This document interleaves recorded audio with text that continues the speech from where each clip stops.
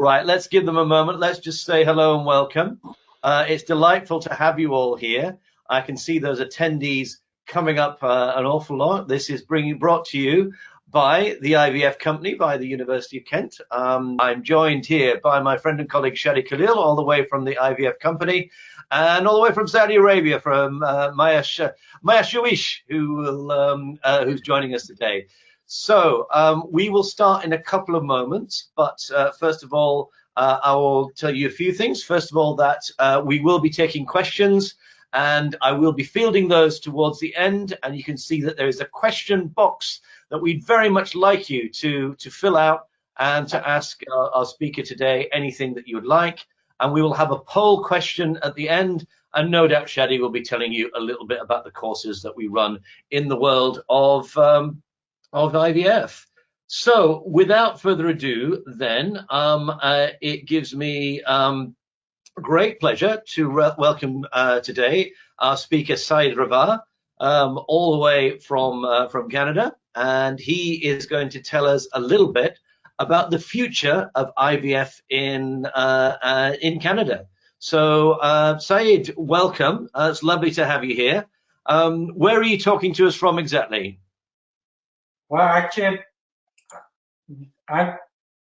that's the point actually that I want to know, that what people expecting to be 5-10 years in IVF. So with many years experience in different countries. So I think we have to have a big picture and the concept of the IVF, where it's going to be. So now I'm sitting in a very cold area in Toronto. Still we have a long winter, but then we try to have fun together. Excellent. And where are you speaking to us from at the moment, Saeed? I'm in my office at home. I took off today. And where is your office at home? Well, I'm in the Richmond Hill, Toronto, Canada. Toronto. Okay, fantastic.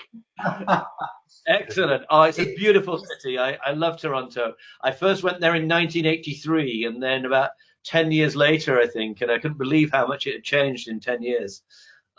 Absolutely fantastic city. One of my favorites. Shadi, you was going to say something. Yes, he managed to open his clinic, NAHAL Fertility, in Toronto, the heart of Canada. That's why today he didn't go to the clinic. Who's going to do the ICSI and the biopsy and the future of IVF? Well, I have a staff they're doing it. Yeah, well, I know Shadi for more than 17 years. Yes. Wow. And Sid, he's handsome, really. Okay, can we get you to get your slides on screen then, Saeed? Yeah, sure.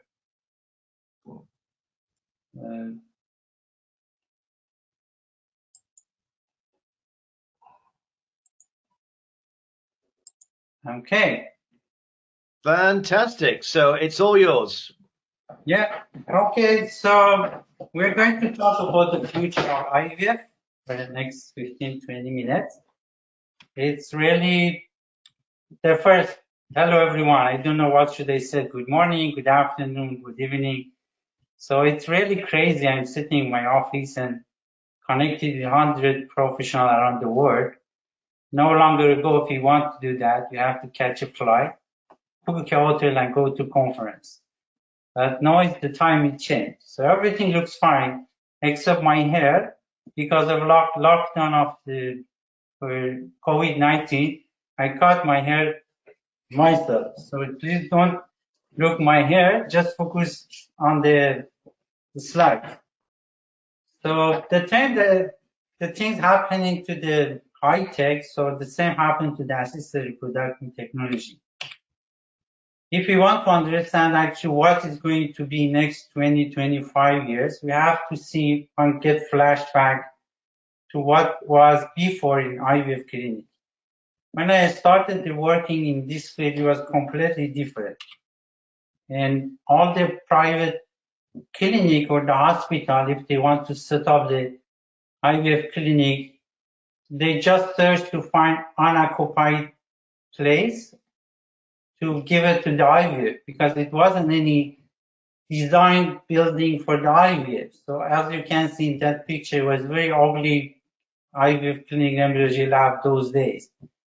But the work was very hard. I remember that they started work at 5:30 in the morning to just making the holding and mixing needles with a very complicated equipment. And after that, they started daily work. Those are the machines that they used to make the ICSI and holding needle. Was it puller, as we call it, suture, to pull the needle, and there was a microforce to make an angle, and was another machine to make a sharpening. I couldn't find even the photo because it's a long time ago. Anyway, after to making that the needle early morning, the routine they start, do the egg collection, ICSI, embryo transfer, semen assessment, sperm wash. So these days, if you do that, then you can go home. But those days was long day to go. I had to start the embryo freezing after the day routine work. It was a slow freezing technique and was with a very inefficient machines. Took 3 hours. You can see one of the photo for those slow machine was a plan, and actually it was one of the best. But just have to sit 3 hours and watch the machine to freezing to be done. So when finishing the embryo freezing, so the next step was to prepare all the culture media for the next day. And that's always happening evening or night. So it was Hamziften, powder Hamziften, that any clinic must to have it that day. So we had a dionyzed water machine. So we measure the Hamziften and then mix it with dionyzed water. At the same time to prepare PVP, hyaluron gas, flushing media. And after those is done, we have to calibrate the osmolarity with that machine. So it was sometimes take an hour and more to just to have an exact osmolarity that you want. We had another technique those days when we collect the egg. It was a follicular fluid. We used to denaturate it and filter it, and then use it for the same patient. It was looked like custom-made culture media.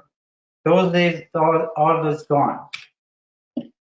So over the years, that many investment and also research done to improve this field. $1 million research investor with the patient and also investor.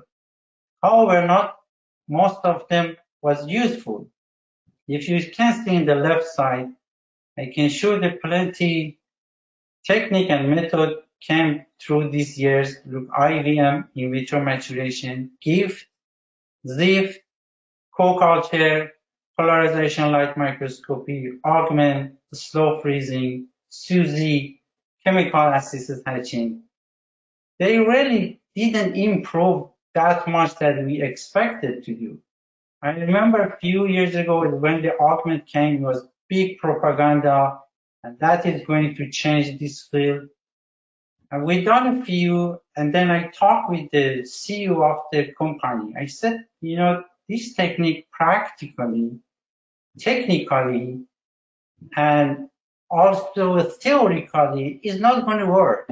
He didn't listen to me, but they bankrupt after a few years. So, but at the same time, if you can see in the right side, with plenty techniques also, they help a lot.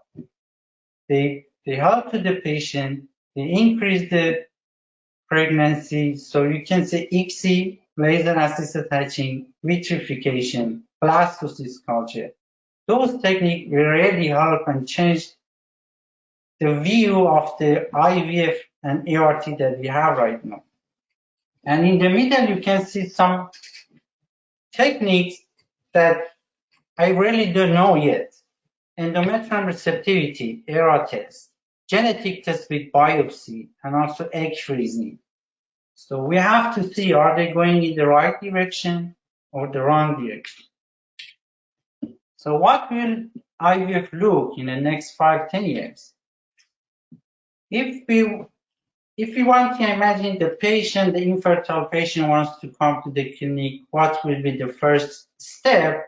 Then we can go step by step. The first step, the patient wants the consultation with the physician.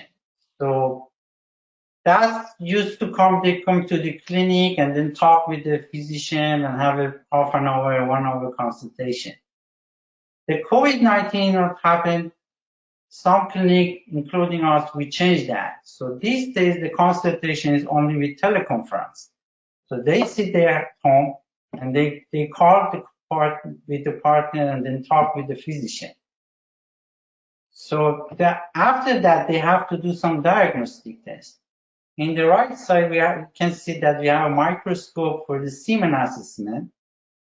I expecting that very soon, the people with the very high magnification and resolution lens that can install to the camera of their cell phone, their mobile, then they can take a photo or take a movie and send it to the clinic and from their semen, and then embryologists can review the semen assessment and assess the semen. So they don't need to come to the clinic for the semen assessment. Also, I'm expecting soon we have plenty application, cell phone application coming to do the ultrasound. So if they can connect or attach the probe, abdominal probe, and use that app for the follicular measurement, for the endometrium thickness, and also pelvic ultrasound, then they can send those results. It might be a little tricky, but they can have a teaching via the WhatsApp, Telegram, or any of this connection with the nurse, and then nurse can teach them how can they do this at home. So again, most probably many applications will come to the market to connect the patient with the nurse, physician, and embryologist. So then we can talk each other and we can have information to solve together. But at the same time, you know that patient need the diagnostic test with the hormone blood test. The hormone blood test, they are struggling, especially in cycle monitoring. They have to come every day to check LH, E2, FSH, progesterone. So that can change. So with the microchip can design on the skin and then connect to the app, to the cell phone, and then all the data for the hormone blood for the patient can go through that app and then can send to the clinic. We started with one of the simplest recently for the IUI. When the patient wants to come to our clinic, just they check the LH search and then they send the result to us, and then we arrange for them when they have to come for IUI. But that will be huge different in next 5 or 10 years. The patient don't need to come for cycle monitoring. The patient don't need to come for diagnostic tests, and the patient don't need to come for consultation. So let's see what's going to happen next 5-10 years to the equipment. Let's start with embryology equipment and incubators. These days we're using the very fancy luxury incubators that they said, okay, they have less O2 and calibrate CO2, but as we know, the embryo from day 0 to day 5 or day 6 is in 2 different environments. The first 3 days is in the ovidum, and after that going to uterus. And we know the environment is different, the oxygen level, the pH, and many other things is different. So we need we cannot keep the embryo 5 or 6 in the same chamber. We need sequential incubators for first 3 days, and then after that for another 2 or 3 days. Then with a different pH, different oxygen, level and different environment. Most of my colleagues noticed how we struggling every day to calibration temperature, CO2, oxygen, and pH. So I'm expecting the new generation of incubator going to be auto calibration, and they can just adjust everything if it's going wrong. And lastly, backup power, backup battery. These days, the cell phone, even the car, they have batteries. Cell phone can survive 10, 12 hours or maybe more with the battery.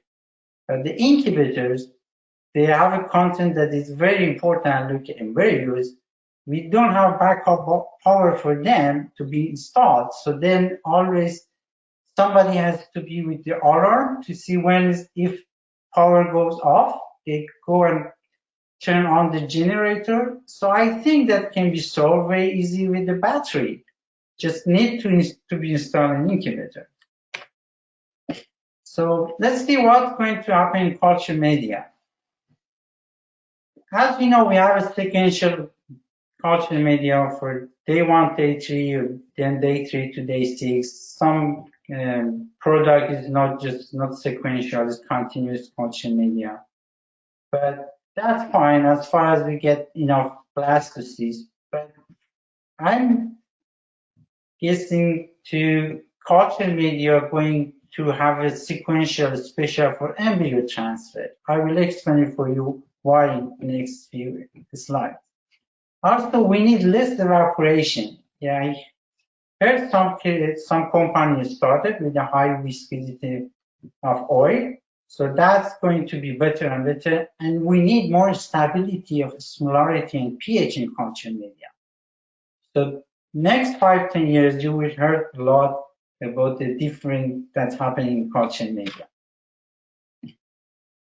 If you ask me what's the most important things that we want to know and we have to solve the problem in the next 5-10 years, I will give you implantation. We don't know what's happening when the embryo exposed to the endometrium. What secretion of embryo exposed and changed something to endometrium, and then also what endometrium affecting to the embryos. Most of my colleagues know that we have sometimes very beautiful embryos we transfer in the uterus and they are not getting pregnant. Sometimes it's not really very good quality embryo, but they're getting pregnant, patient. So there is something happening there that we don't know yet.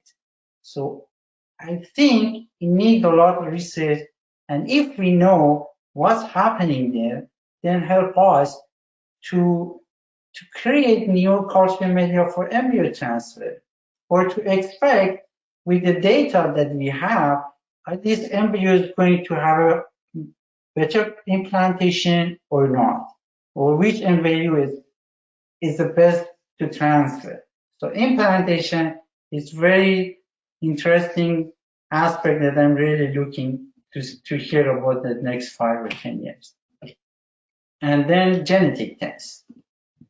In the right side, you can see the things that every day me and many of my colleagues doing it is the embryo biopsy. We have very beautiful quality, good quality blastocyst, and then we biopsy that to send it to genetic lab, and then you can see the shape and quality of the embryo after that biopsy happened.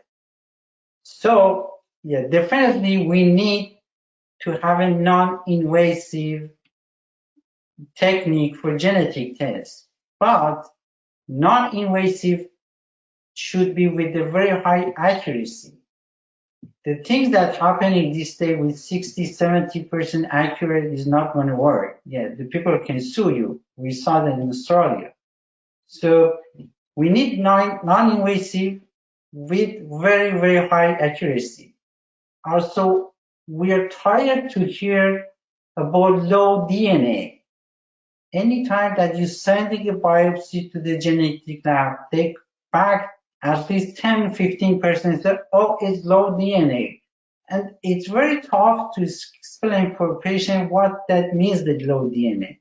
So the genetic lab has to do something next 5-10 years, please. We don't want low DNA. And also we need more data.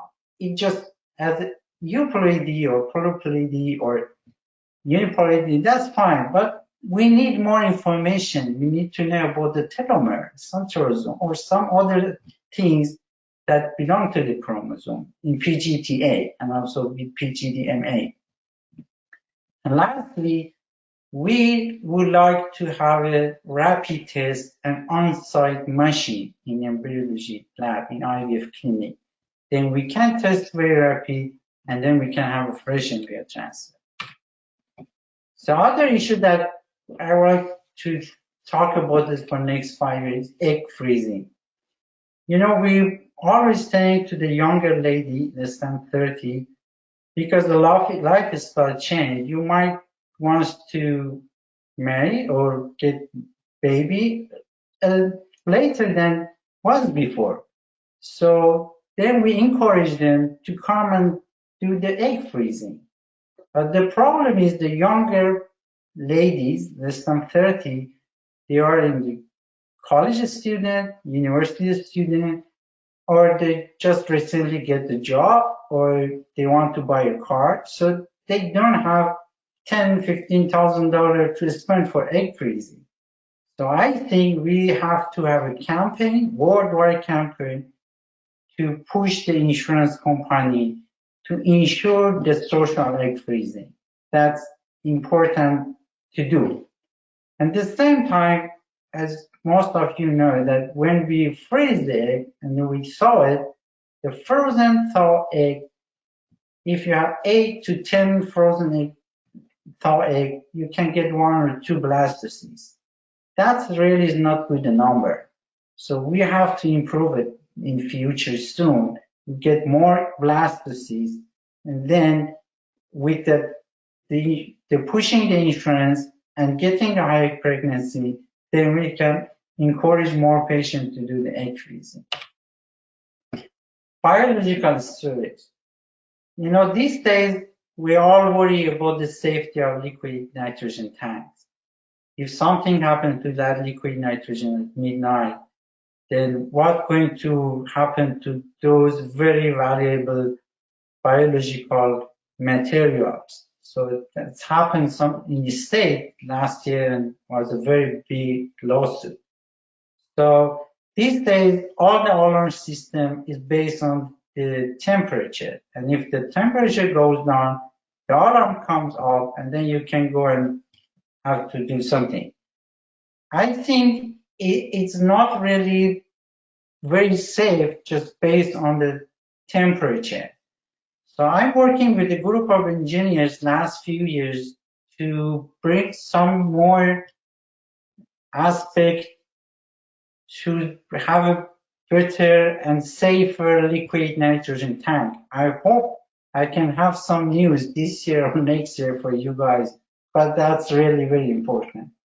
The other thing is the easy access to straw, the frozen embryo or sperm or egg with complete information. You can see on the left side, actually that's not my clinic, but you can see many of the clinics, they are struggling with this problem that it's very difficult to find exact sample that you need. And then let's see what will be the medication. New generation of medication need to improve with the quality of eggs. Also to allow more control to stimulation. We want the same follicle size end of the cycle monitoring, not a huge difference. And also, as you know, for the 2 weeks, patient need to inject several different medication in the belly, and they really is not happy with that. So we, actually not we, the pharmaceutical companies, they have to move to the auto-injection wearable injectors and design it under the skin for the patient for that during of cycle stimulation.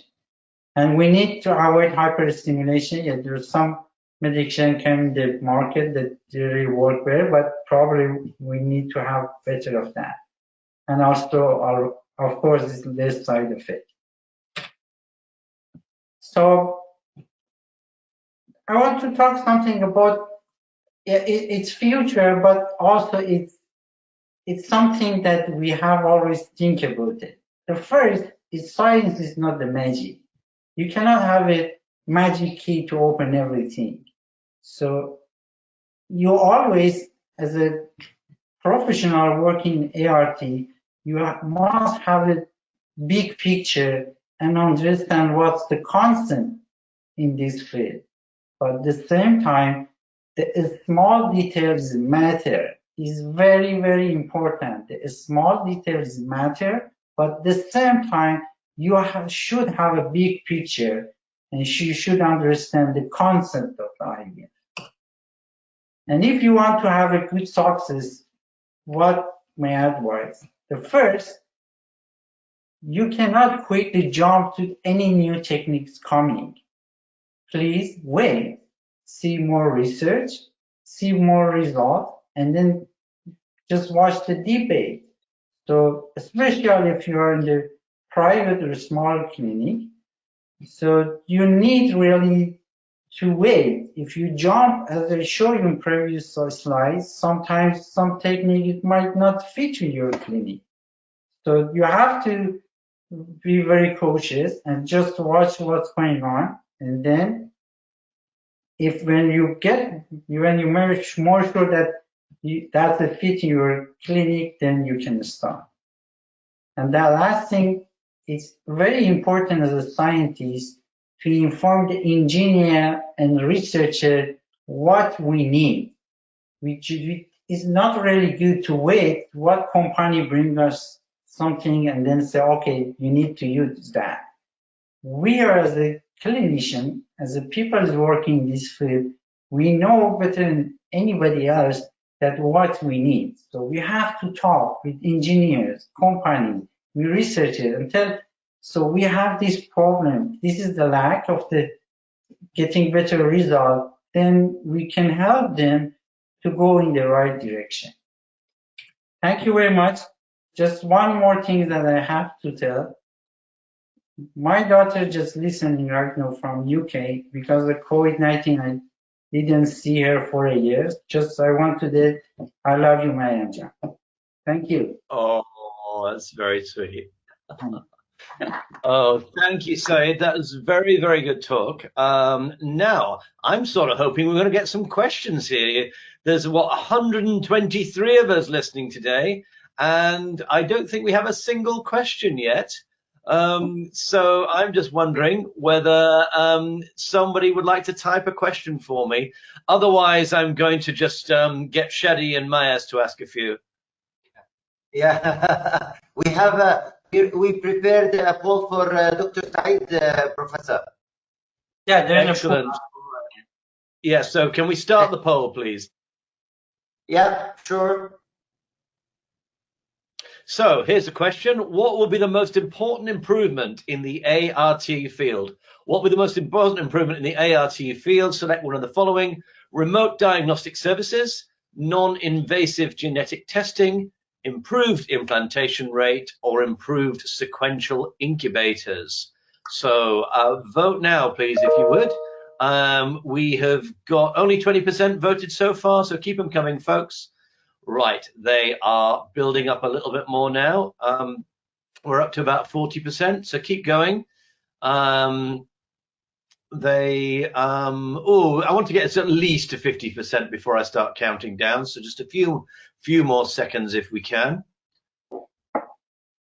Okay, folks, I'm going to close the poll in 10, 9, 8, 7, 6, 5, 4, 3, 2, 1.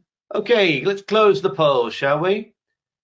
And it seems that like 50% Saeed has said improved implantation rate, with 28% saying non-invasive genetic testing, 12% remote diagnostic services, and 10% improved sequential incubators. So what's your comment, Saeed? Well, that's great, actually. But I think most people thinking about after COVID, because it's not really important for them to remove the diagnostic test. But yes, implantation, it's really, we don't know anything about the implantation. That's fantastic. Great, thank you. Excellent, excellent. So I've got a question here from Anindya Mukherjee. Hi, Anindya. So in the coming years, do you think artificial intelligence will take over embryologists? It might be in some aspect, not for everything. Still, we need a very good trained embryologist to do the ICSI or do the embryo transfer or to collect the egg. Yeah, it might be, as I thought, that the new generation of the incubator will be more to everything as auto calibration for some aspect, but I think at least for 5-10 years, I don't know after that, we need very good hands-on expert embryologists. Excellent. Thank you for that excellent question. Go on, Shelley, ask a question, why don't you? Yes, I need to ask a little bit more about the batches of the hormones for the patients. Yeah, if I'm not sure, but I heard that it's a group of researchers in the UK, I think in Oxford, they're working to design the microchip to place in the skin. You know, these days we have for insulin. So people that put the chip and then they check every 10 minutes, every half an hour the insulin. So they working to do the same for hormone blood. So if design that microchip, and then you can have app in the cell phone, and then just check whatever you want every day, every 12 hours, and that data goes to the app, and then you can transfer it to the physician or the nurse, and then they can review it. I know that they're working hard on that, so I'm expecting to come next, I don't know the time, but it's coming. So you're thinking that the patient will get a chip under the skin and it will be like a code reader with the iPhone, and it will measure all the hormone, the LH and the FSH, all the hormones that we need to control in their monitor cycle or after putting the embryo transfer back. Or for cycle monitoring, you know, these days the patient need to come every 2-3 hours when they have an injection to preparation for IVF, for the growing the follicle. So they coming to our clinic, we check the E2, LH, sometimes project FSA. So they don't need to come, they just can send the result via the app to the clinic, and then we know what's going on the hormone blood level, and then we can give them the dose. This will be a really revolutionary scientific idea, because a lot of the complaint of the patients that they come a regular basis to the clinic or to the blood lab to do their bloods, so we can monitor if their hormones is going up and down, increase the dose or decrease the dose. Yes. So this is amazing. So if you don't mind, Professor, just have another question. And I don't know if Mayat have one more. Even Dr. Giuseppe is with us. Because for a long time, anyway. Go ahead. Yeah. How about the ultrasound on the phone? Well, ultrasound might be a little more tricky, you know, because the ultrasound, is app in the cell phone will come soon, and maybe not even in the market. The probe to attach it to the cell phone also is easy. The only point is the patient need to be trained to use that probe for the follicle size. You know, we have some other experience that might be help with that. You know, when the COVID-19 happened, before that we had a teaching session with the patient, with the nurse, to teach them how can inject the medication every night. So when the COVID happened, I said, okay, I talked to the nurse, okay, make a video and send it to the patient, see how it's going. If no need to come to clinic. So we make a video, send them, they love it. Said we can repeat it 100 times and then we can use the medication easy. So it probably for the ultrasound need to very with detailed video to send to the patient and just tell them, okay, see how you can do the ultrasound. And so it's not much easier than for the hormone blood test, but I believe we can do that. Okay, question. Go ahead, Chadi, go ahead, sorry. Just quickly, so if we manage to get this IVF technology done very soon for the patient to control their bloods through a chip and the ultrasound, they can do it at their home. We are going to save the patient time, money, effort to come to the clinic in a very regular basis. So hopefully the technology will be very available to the patients. Thank you. Question from Mark Adamovich. Hi, Mark. Along the lines of AI's involvement in the future of IVF, what's your opinion on robotics and their impact on the future of IVF? I think that's going to be really big talk. So if you invite me again, then I can talk about that. But in brief, something happening to use the robot, and then intelligent mind to do something. But I believe for embryology is too soon to think about that. Look, the embryology is a plenty aspect that needs hands-on expert trained people on site because it's a biology, it's not the math. I am always telling biology is not the math. You have to have a different scenario for each patient coming, for how you strip the eggs, how to do the ICSI, if you have it with a severe male factor, or so. I don't think for next 5-10 years, robot can press. For some aspect, yes, the incubator is going to do, or many things, but for the specific ICSI, embryo transfer, egg collection, I don't think we can have a robot future soon. So our job is safe for 5 more years? At least 5. Well, what we want to do, Shadi, is put the robots on our course, I think, make them all pay. or Dr. Giuseppe do the exams and the assessment with a robot, assessment. Everybody will get a 0. There we go. Right, we've got a controversial one here from Kyriaki. Right, shouldn't we try and find more natural ways to treat infertility and find the base causes rather than inventing new techniques in order to treat it? Well, if the people can conceive naturally, they don't need to come to fertility clinic anyway. So we're just doing for the people that they need help. So if they can have a baby, that's fine. Let's have it. Okay, one from Veronica. Do you recommend treatment with clomiphene in patients with low ovarian reserve? Oh, sorry, once again? Do you recommend treatment with clomiphene in patients with low ovarian reserve? I'm not the expert to talk about that. Sorry, but I know that some clinics doing that, but it's not my expertise to answer. I don't know really.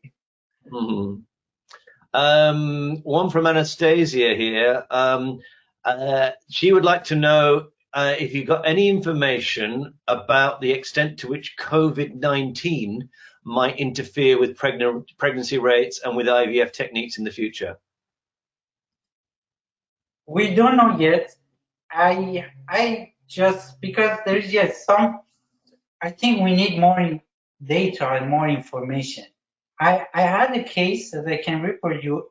It was the patient came with, I think, 30 million something sperm before to get the corona. And after that came for next semen assessment. It was around after 2 weeks after, quarantine after corona, and he got corona, and then was 5 million, and after 3 weeks was azoospermia. So I asked him to come after 3 months. So it might be, I really don't know. It need more data. What's going, if the people get the COVID-19, how will it affect to the ovarian reserve? How going to have effect to this sperm, or are they going to have more miscarriage? There is no more data right now. We worry that freeze the egg or sperm these days, and if they have a COVID, what's going to happen? I got the paper just few days ago that they said it's not going to transfer the COVID from the frozen egg or sperm, but it's only one paper. So as I told you, I'm very conservative. I'm just waiting, just have more data, more result, and see what will be. Okay. After the COVID. sorry. Okay. I'm just trying to. This is from Margaret. So great talk, she says. What about your opinion on using stem cells for generating oocyte and sperm? Is it likely and possible? Well, when I was a PhD student, I was very, very keen to start stem cells research and many things. It was, 15, 20 years ago, we expected next 15, 20 years, everything will be stem cells, but it didn't happen. So yeah, theoretically, the stem cell will help a lot, but technically, we didn't have that huge expectation that we wanted from stem cell these days. So I think, again, I don't know what's going to be, but a stem cell needs a very long way to go to help the infertility.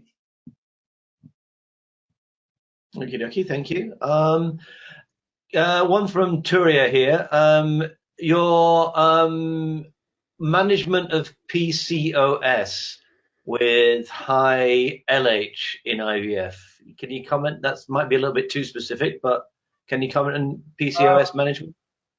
Well, again, it's not my expertise, just because of many years that it's not easy to manage the PCOS patient, but I don't know. Sorry, it's not my expertise.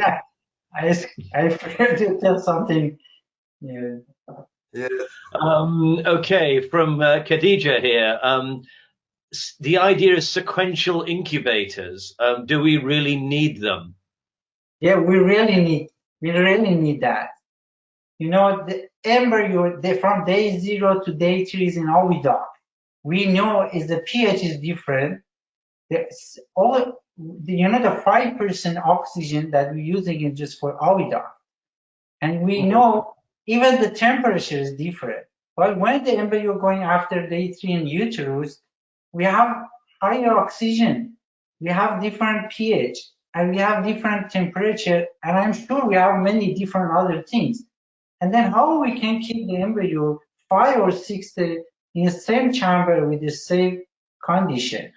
So I really think that that's very, very important, because it's completely 2 different environments, oviduct and uterus. So we have to make that artificially in incubators in 2 different chambers. And do any of our hosts have questions? Mayas or Giuseppe? Come on, Mayas, Dr. Giuseppe, Bring you on the spot. I don't really have any questions, but just on the last thing that was said, there is some evidence in animal models suggesting that yes, you should change temperature and oxygen and CO2 parameters as the embryo progresses from early cleavage to the blastocyst stage. This is very much something we would like to try some more. And yes, it is true that we are seeing high blastocyst rates on average in humans finally, but it's not as good as in vivo. So this might be a simple change, actually a very simple change we can make to make things better. Very interested in that field, and from a human, but also from an animal perspective. Yeah, you can do a doctor in your lab. Start the research. Help us. Yeah, I've already told my PhD students. Professor, please, I need 5 minutes in the end of the talk to show the audience. Okay, we've only got a couple more questions. Veronica's asking what you think about time lapse, Saeed. Time lapse, time lapses give you more information. It's not going to improve the blastocyst rate. And yeah, there is more, though more data is coming. It might be if we have some model for the morphometry and then see something, it might be help in future. But it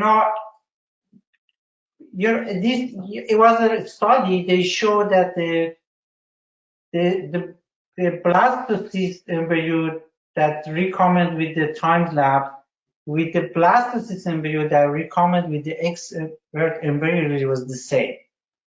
So it's huge success as giving you more information, but still we didn't use this information. So if the patient have a 10 blastocysts, any embryologist can tell which one is the best, and they can transfer. And if the patient has one blastocyst, there is no choice. You have only one blastocyst to transfer. So, but if as a morphometry that I saw one paper, I think from Israel was a few weeks ago, that they doing something as a morphometry and analyze, it might be help. Again, it needs time. It's too soon to tell if time lapse is working well or not. Look like other techniques. Do we need, this is from Eva Sheckman, do we need to adjust pH if it's already in range, because embryos have the ability to regulate it? I mean that instead of the CO2 check, just check the pH? Yeah. Do we need to adjust it? Well, I recommend both, because the CO2, if depends on where is your lab, it depends on the distance between the sea level to your lab, then you have to adjust. It's not, I can tell you most of clinics need to adjust that with the sea level. You cannot use it, for example, 5% CO2 or 6% CO2. So you have to see what is your lab sea level of your lab. So for that one, you need to adjust the CO2. Yeah, of course, if you adjust CO2, help to adjust the pH, but I prefer to do both. Okay, excellent. Right, I think we're just about there with the questions. We could go on forever, but I know Shadi wants a few minutes at the end, don't you? So thank you. Sorry for those of you who asked questions who have not opportunity to get to, but I will hand the mic over to Shadi for a few closing remarks, and no doubt going to tell a little bit about our courses, I would imagine. But there you go. Over to you, mate. Yes, but thank you, Professor, very much. Our professor is the director of the master degree of reproductive medicine at Kent, and the courses that I want to show you. But this time, Professor, I want to show the audience what happens in action, not just mentioning the course structure. So if you allow me, I'm just going to take 5 minutes, and then I leave for you the slide where our next speakers from America and Iran. Okay, so I will share my screen now. Okay, so hello everybody. My name is Shadi. I am one of the senior embryologists in the IRGC in London and PhD student in reproductive genetics at Kent University with Professor Darren and Dr. Giuseppe. I just wanted to mention our IVF courses that we brought from Kent University to the Middle East and Africa and India. And I just wanted to show you how we made it available for 24 hours, 7 days a week for our students. So basically, we integrated it into something called LMS system that after the corona, now everybody is moving to be more using the IT and the technology to save time for us, and this is what we're doing.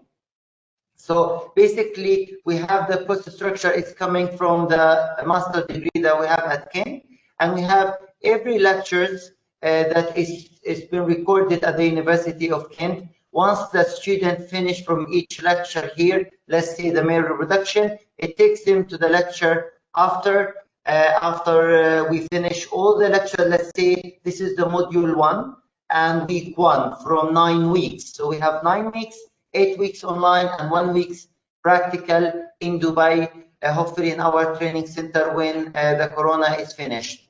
And also every week we give the students a little bit of independent study from Kent University. I'm just going to give you an example. This is a new research that happens in the University of Kent. This is the IVF. The BGT exactly the same. The student can come anytime during the 8 weeks to start their course online. And every week we will meet them with Kent and go through the courses. So let's say the students are going to start the course. They're going to have the first lecture, let's say, Love My Genome by Professor Darren. After they finish, they're going to say continue. They're going to have, for example, reproductive genetic lecture. And then Professor Darren, as you see him, he is recording that. He recorded that lecture. And then we move on, for example, the fluorescence microscopy by Dr. Lucas. We move on how to maintain your lab work by Dr. Giuseppe, and then how to be a successful scientist for Professor Darren, and then independent study. If we click continue, you can view fluorescence microscopy and laboratory skills handbook. You just open it and it just comes to you straight away. So this is a 1 week example from 8 weeks, and the students see their progress quickly. On the left side, they are moving towards 10%, 80% towards the 8 weeks. So this is all what I wanted to share, Professor Darren. I just wanted to give you the screen now and tell you a little bit about our speakers for next week. We have a course starting on the 22nd of March on Monday. So if you would like to participate, please drop our operational manager Melissa on support@ivfcompany.com, and we would like to meet you. But I just forgot to mention to the student, for example, this is our weekly webinar. We meet with our students and we go through the questions.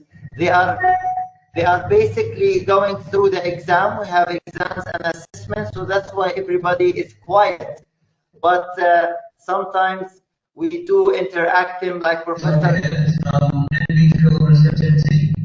So they do go through the course every week by week to make sure they are taking the maximum out of the course. I thought to bring everything live to keep a little bit excitement. So thank you very much, guys, and we're so excited to see you every week. The mic for Professor Darren. Thank you, Professor.